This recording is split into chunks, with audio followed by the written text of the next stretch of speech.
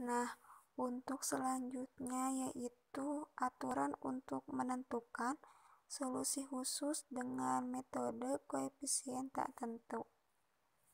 Di sini ada identifikasi umum dari bentuk Gx atau Gt. Yang pertama itu ada konstan.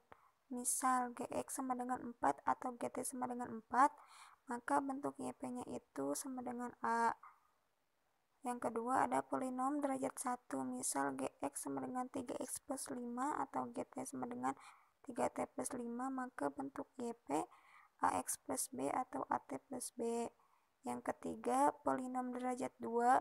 Misal Gx-nya itu 4x kuadrat ditambah 2x ditambah 5 atau Gt sama dengan 4t kuadrat ditambah 2t ditambah 5, maka bentuk Yp-nya itu Ax kuadrat ditambah Bx ditambah C atau At kuadrat ditambah Bt ditambah C, dan seterusnya. Bisa dibaca ya teman-teman, dan bisa dipahami juga. Nah, supaya teman-teman lebih memahaminya lagi, kita langsung saja ke contoh soal. Contoh soal yang pertama, problemnya itu Y double aksen ditambah 3Y aksen ditambah 2Y sama dengan 5.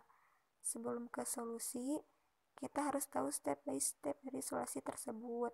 Langsung saja. Yang pertama itu, step yang pertama kita itu harus menentukan solusi umum persamaan homogennya atau YH-nya. Karena dari soal tersebut termasuk bentuk konstan, yaitu Y double aksen ditambah 3Y aksen ditambah 2Y sama dengan 5, maka si Gx-nya itu kita misalkan 0, diperoleh Y double aksen ditambah 3Y ditambah 2Y sama dengan 0.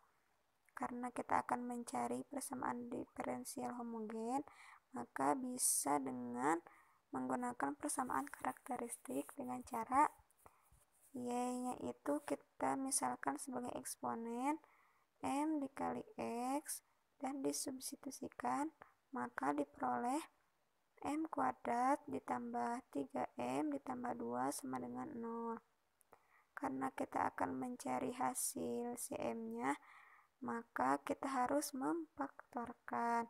Diperoleh M ditambah 1 dikali M ditambah 2 sama dengan 0. Dan kita peroleh M1 nya itu adalah negatif 1 atau M2 sama dengan negatif 2.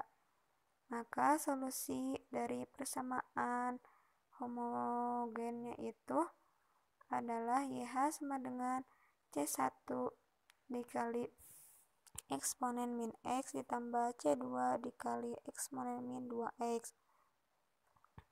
Jika teman-teman bingung eksponen min X itu dari mana, itu dari M1 sama dengan negatif 1. Karena negatif 1 sama saja dengan negatif X, sama saja dengan C2 dikali eksponen min 2X. Min 2 nya itu dari M2. Nah, karena kita sudah menyelesaikan step yang pertama, maka langsung saja kita step yang kedua, yaitu kita harus menentukan solusi khusus persamaan tak homogennya atau YP-nya. Karena Gx sama dengan 5, maka kita bisa misalkan si YP-nya itu sama dengan A, Y aksen P sama dengan 0, dan Y double aksen P sama dengan 0 juga.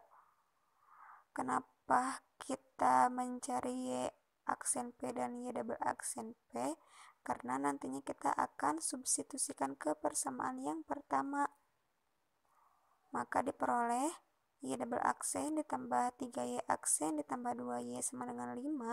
Y double aksennya itu kan 0, ditambah 3 Y aksennya itu 0, ditambah 2 Y-nya itu A sama dengan 5. Karena 3 dikali 0, 0, maka kita hanya mempunyai 2A sama dengan 5. A sama dengan 5 per 2. Jadi solusi dari persamaan tak homogen atau YP yaitu YP sama dengan 5 per 2. Nah, step yang terakhir, kita itu harus menjumlahkan solusi umum dan khususnya atau solusi persamaan homogen dan tak homogennya. Diperoleh Y sama dengan YH ditambah YP, Y sama dengan C1 dikali eksponen min X ditambah C2 dikali eksponen min 2X ditambah 5/2.